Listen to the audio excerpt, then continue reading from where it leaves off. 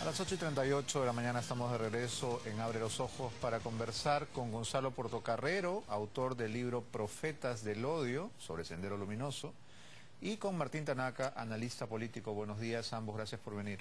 Buenos días, gracias. Gonzalo, en el libro que te pediría que muestres, tú hablas de los líderes de Sendero Luminoso y sus raíces culturales, y de hecho el título no podía ser más acertado, Profetas del Odio. Y justamente los Profetas del Odio acudieron a la presentación a convertirla en un griterío de plazuela. Cuéntanos lo que ocurrió para tener una idea, los que no hemos estado presentes. Lo que se ve ahí básicamente es un plan por boicotear tu presentación o por darle más publicidad.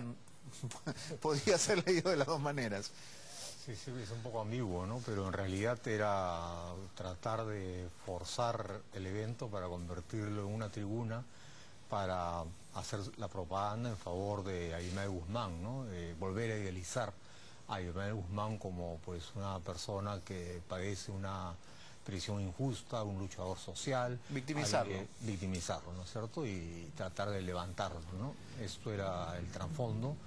Y cuando acabaron de hablar los tres presentadores del libro, y antes de que pudiera yo decir las palabras finales, se levantó el abogado Alfredo Crespo y lanzó pues una perorata, ¿no? Diciendo que este libro era, digamos, un mamotreto, que yo era el profeta del odio. Y que tú eras un lacayo del imperialismo. Que era un lacayo del imperialismo. Pero él no ha ido solo, porque ahí hay un griterío, él ha ido con su batería. Exacto.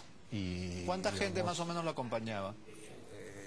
Creo que eran unas 15 o 20 personas, la mayoría muy jóvenes, y ellos hacían, al principio no sabíamos que estaban ahí, pero sí se escuchaban voces de déjenlo hablar, esto es una democracia, déjenlo hablar. Entonces presionaban para crear un espacio que en realidad no existe en este tipo de eventos, ¿no? Y lo insólito del caso, Gonzalo Martínez, es que ha ocurrido en el Centro Cultural de la Católica, que está en Camino Real, ¿no? Es decir, sí. Sendero se apituca. Sí. Sí, creo que pensaron que este sería un lugar donde tendrían repercusión, y en cierto sentido no se han equivocado, porque esto ha trascendido, ¿no? Pero claro, digamos, ellos están buscando algo que todo el Perú rechaza, ¿no? Como es la libertad de este asesino, ¿no? De digamos, de la persona que ha hecho más daño en el Perú en el siglo XX, ¿no? Entonces es algo que es muy difícil, si no imposible directamente que suceda, ¿no? Ojalá sea imposible.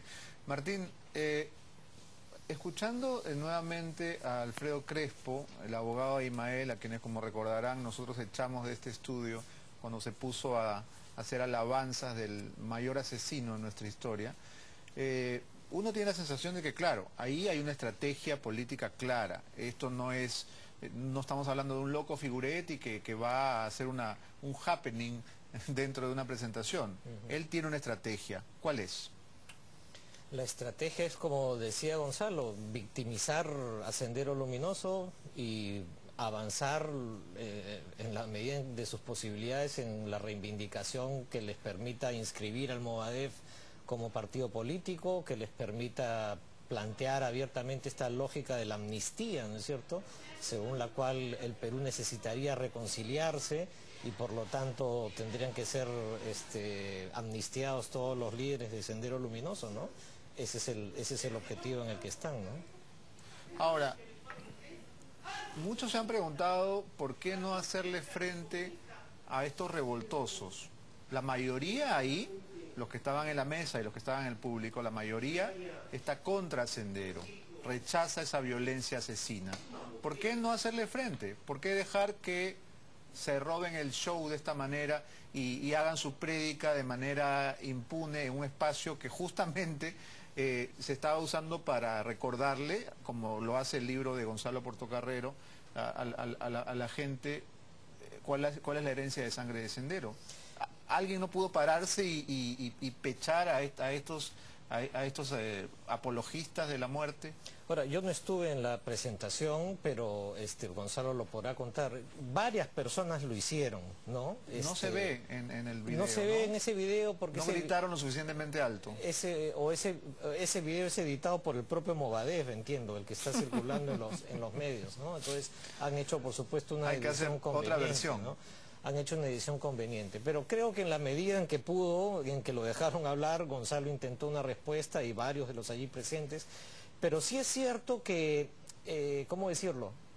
En general como sociedad estamos con la guardia baja, diría yo, ¿no? Es decir, yo creo que ese debería ser el motivo de reflexión, ¿no? O sea, ya tuvimos un campanazo con el intento de inscripción de Movadef como partido político, ese intento fracasó, pero ellos efectivamente tienen objetivos y están haciendo política. Y estos gritos de consignas me recuerdan a los reportajes que hacíamos en los años, a inicio de los años 90 en las cárceles, porque es gente absolutamente robotizada que grita unas cantaletas que ni se entienden, pero claro, lo hace de manera pues militarizada y con una disciplina que realmente es increíble. Ahora, y que Gonzalo, el sendero no ha cambiado, digamos, en eso no han cambiado.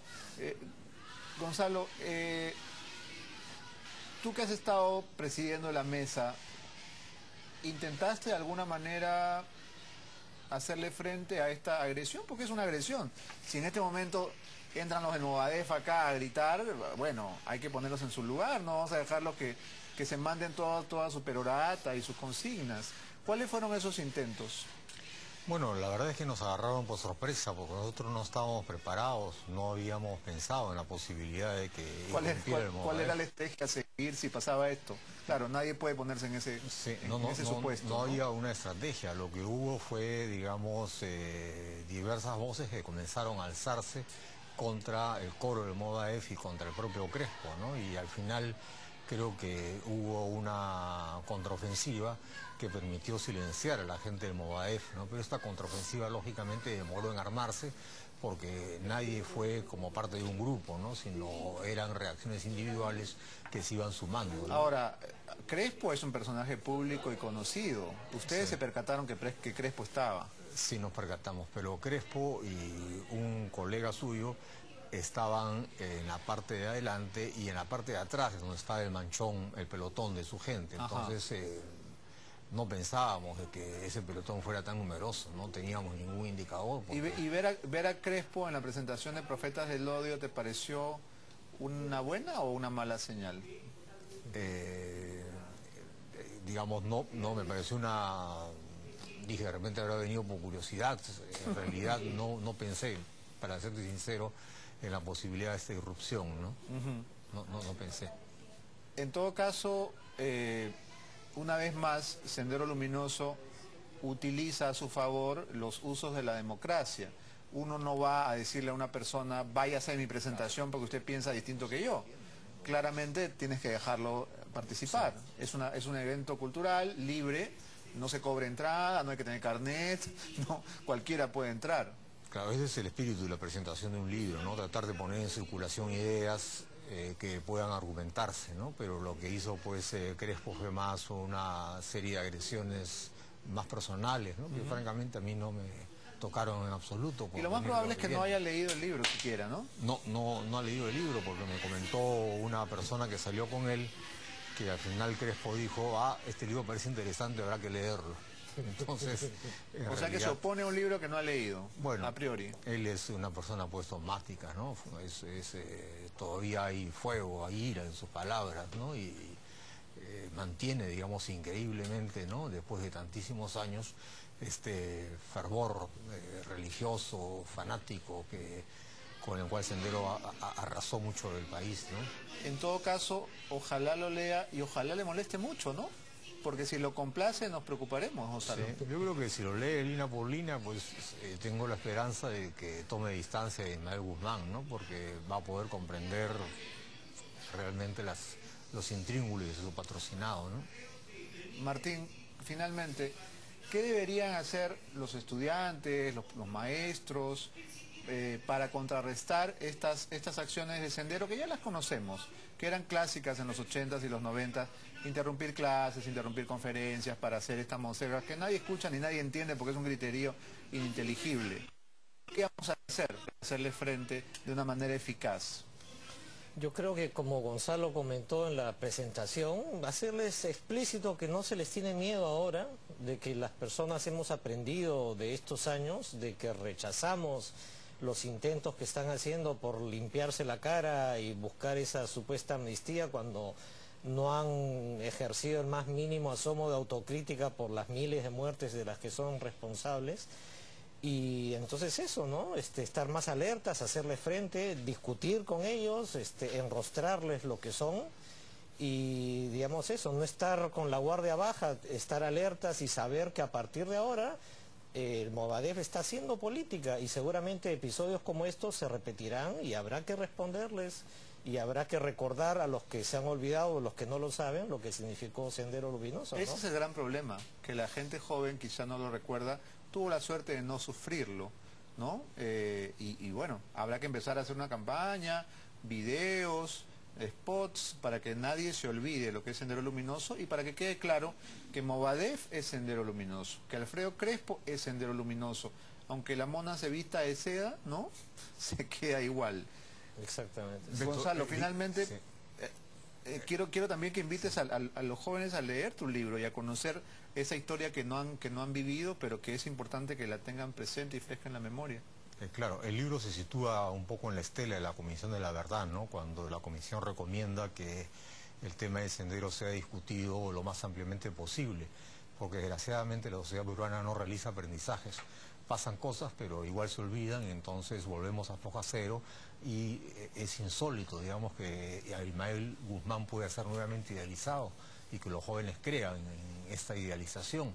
Entonces el libro es un combate, ¿no?, contra esta pretensión, y en ese sentido pues debería haber también en las escuelas un curso o parte de un curso donde se enseña lo que pasó, porque de otra manera estos jóvenes inermes, ingenuos, se enfrentan a una propaganda que idealiza y ven una política, digamos, pues marcada por la corrupción, ¿no?, una política que puede despertarles sentimientos de rechazo, ¿no? Y ahí Yo está creo que el se puede discrepar en democracia, se pueden discutir todas las ideas, pero no se puede polemizar con asesinos. Yo creo que los asesinos hay que llamarlos por su nombre y cada vez que les ocurra que entren a su clase, a su universidad, a la conferencia, a presentación del libro, lo que hay que decirle a los Movadef apenas aparezcan es asesinos, repetir esa palabra todas las veces que sea necesario hasta que salgan de la sala, porque eso es lo que son, asesinos y apologistas del asesinato, y eso es algo que simplemente no admite ninguna discusión